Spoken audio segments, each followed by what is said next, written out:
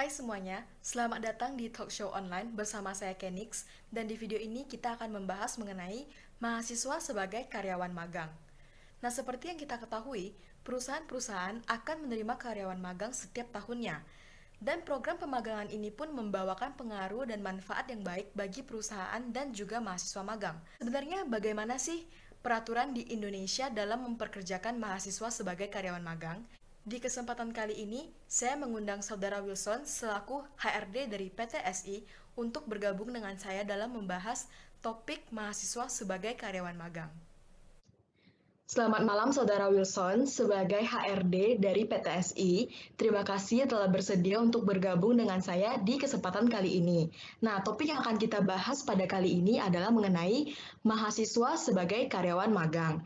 Nah, dari isu-isu yang saya dengar atau sumber-sumber yang saya dapatkan, biasanya karyawan mahasiswa magang itu mereka mendapatkan upah yang sangat minim.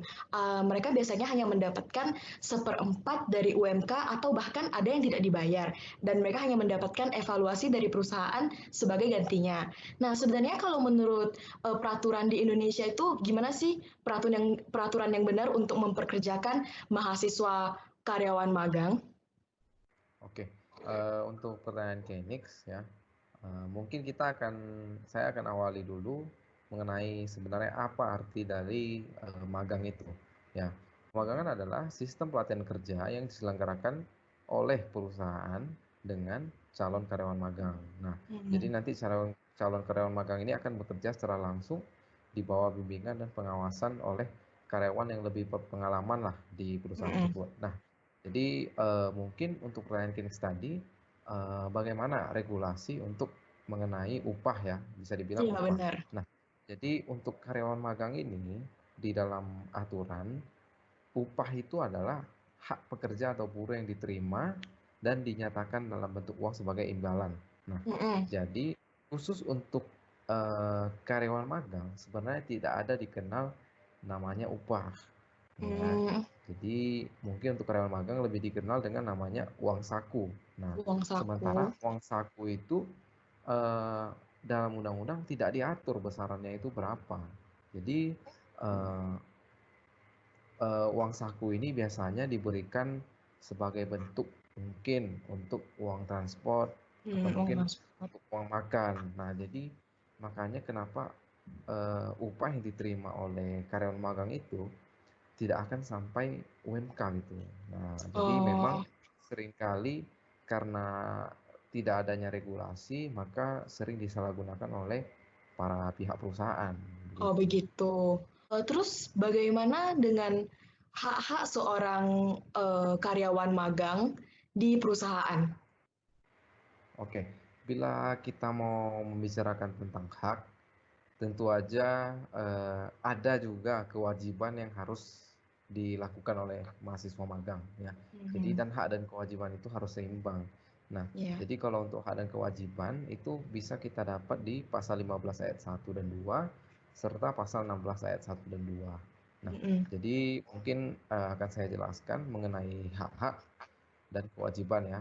Jadi Iya. hak pertama yang dapat diperoleh oleh karyawan magang yaitu pertama hak untuk memperoleh fasilitas keselamatan dan kesehatan kerja selama mengikuti pemagangan. Nah, mungkin ini Mhm. seperti BPJS kesehatan lah ya. Lalu Oke. yang kedua, hak memperoleh perlindungan dalam bentuk jaminan keselamatan kerja dan kematian. Nah, Mhm. kalau yang ini mungkin lebih kita kenal dengan BPJS Ketenagakerjaan. Lalu Tenaga yang kerjaan. ketiga, memperoleh uang saku dan atau uang transport tadi sebagai upah dari mereka lah. Lalu yang terakhir Oke. mungkin hak untuk memperoleh sertifikat pemagangan apabila dinyatakan lulus oleh perusahaan. Nah, selain hak, mereka juga ada kewajiban yang harus mereka jalankan. Jadi Mhm. seperti contoh mentaati perjanjian pemagangan. Nah, Mhm. yang kedua, mengikuti program pemagangan sampai selesai. Lalu yang ketiga, mentaati tata tertib yang berlaku di perusahaan penyelenggara pemagangan. Lalu yang terakhir mungkin menjaga nama baik perusahaan. ya tempat Hmm, mereka. berarti mereka dapatnya uang saku ya, bukan upah ya namanya. Nah, kalau untuk mahasiswa magang, apakah mereka ada kontrak kerja khusus antara perusahaan dengan mahasiswa? Biasanya kan kalau misalnya untuk pekerja reguler gitu kan, kita ada kontrak PKWT atau kontrak PKWTT. Nah, bagaimana dengan kasus mahasiswa magang? Nah, mungkin untuk masalah kontrak biasanya orang lebih mengenal untuk pekerja yang biasa, yaitu seperti yang Kenis bilang PKWT dan PKWTT. Mm-mm. Namun Mm-mm. untuk karyawan magang ini berbeda. Jadi mereka namanya bukan PKWT ataupun PKWTT, Iya. tapi lebih dikenal dengan namanya eh, yaitu mungkin perjanjian pemagangan. Nah, jadi Mm-mm. seperti yang sudah saya sebutkan tadi lah di kewajiban, yaitu kewajiban mereka mentaati perjanjian pemagangan. Nah, jadi eh, eh, sumber hukum yang mereka gunakan nanti untuk mengikat kedua belah pihak ini adalah perjanjian pemagangan itu. Mungkin Hmm. bisa lebih jelas itu ada di pasal 22. Jadi itu ada 3 ayat. Yang ayat Mm-mm. pertama, pemagangan dilaksanakan atas dasar perjanjian pemagangan antara peserta dengan pengusaha yang dibuat Iya. secara tertulis. Nah, lalu yang Oke. kedua, pemagangan sebagaimana dimaksud dalam ayat 1 sekurang-kurangnya memuat ketentuan hak dan kewajiban peserta dan Mm-mm. pengusaha serta jangka waktu pemagangan. Nah, yang terakhir, Mm-mm. ayat ketiga, pemagangan diselenggarakan tidak melalui perjanjian pemagangan sebagaimana dimaksud dalam ayat 1, maka Mm-mm. dianggap tidak sah dan status peserta berubah menjadi pekerja atau buruh perusahaan. Nah, jadi Oh. mungkin antara perjanjian pemagangan dan kontrak PKWT atau PKWTT itu mungkin hampir-hampir sama. Namun hal yang berbeda itu mungkin terdapat pada isi. eh, jadi isinya itu mungkin nggak sekompleks atau serumit Mm-mm. Mm-mm. perjanjian Mm-mm. kerja. Nah, Iya. jadi dia itu hanya memuat mungkin hal-hal yang biasa lah. Gitu. Iya, iya, iya. Tapi layoutnya secara umum tuh ya hampir sama gitu ya. Ya, sebenarnya hampir sama. Nah, mungkin ada perbedaan juga di dalam kontrak yang biasa. Mungkin Mm. kan kita kenal dengan adanya kontrak selama 212 ya, Oh yang kita iya, tahu ya. Nah, ya, kalau untuk di karyawan magang, perjanjiannya itu mungkin maksimalnya itu hanya untuk jangka waktu 1 tahun. Jadi nggak satu boleh lebih tahun. dari itu. Ya.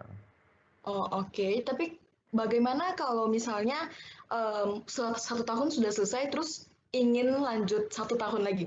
Itu Nah, bisa nggak atau bisa. mentok? Hal tersebut bisa. Jadi mungkin kalau kita mau lanjut lagi, berarti kalau kita mau lanjut kan mungkin performa anak ini kan bagus. Iya. Nah, jadi mungkin kita akan jadikan dia sebagai karyawan tetap. Oh Jadi begitu. kita kontrak seperti biasa, namun ya memang seringkali perusahaan itu ada bertindak curang lah istilahnya. Mm-mm. Mereka itu sengaja tidak menuluskan.